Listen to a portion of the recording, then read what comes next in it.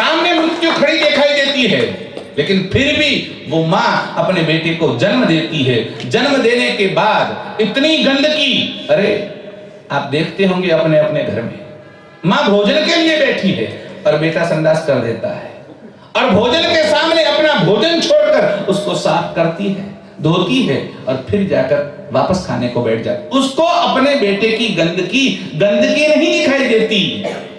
वो ये समझती है मेरा कर्तव्य है, ये मेरा कर्म है, ये मेरी फर्ज है। कभी उसने अपने लिए बेटे का बात नहीं की। आप सोचते होंगे माँ बाप इसलिए बेटे की सेवा करते हैं कि वो बड़ा होगा और भविष्य में सुख देगा। गलत बात है, ये हो ही नहीं सकता।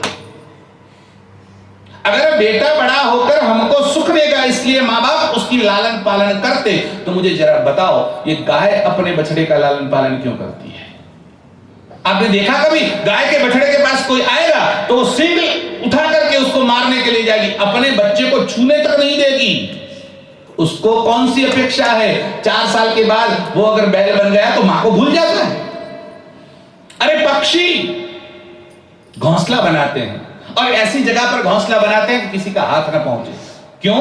मेरा बच्चा यहां पैदा होगा, उसको किसी का हाथ नहीं लगना चाहिए। वो जन्म देती है अंडों को सेती है, उसके ऊपर बैठती है, प्रेम से उसको स्नेह से सेती है, और जब समय आता है अंडा फूटता है, बच्चा पैदा होता है, और वो माँ वो बच्चा खा नहीं सकता, ला नहीं सकता, उड़ नहीं सकता, तो वो जाती है, चुप कर आती है। यहाँ एक थैली होती है पक्षियों के, वो थैली में दाने रखती है और वो आकर अपने बच्चे के मुंह में वो थोड़ा थोड़ा दाने देती है। अब उसको कौन सी अपेक्षा है अपने बेटे से?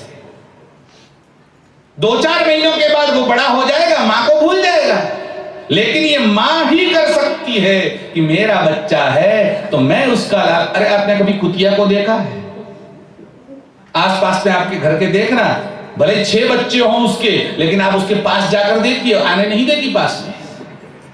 उसको भी अपने बेटे से प्रेम है। बिल्ली को देखिए, उसको अपने बेटों से प्रेम है। ये बच्चों के लिए अपना सर्वस्व अर्पण करना केवल मां कर सकती है, मां के अलावा कोई नहीं कर सकता।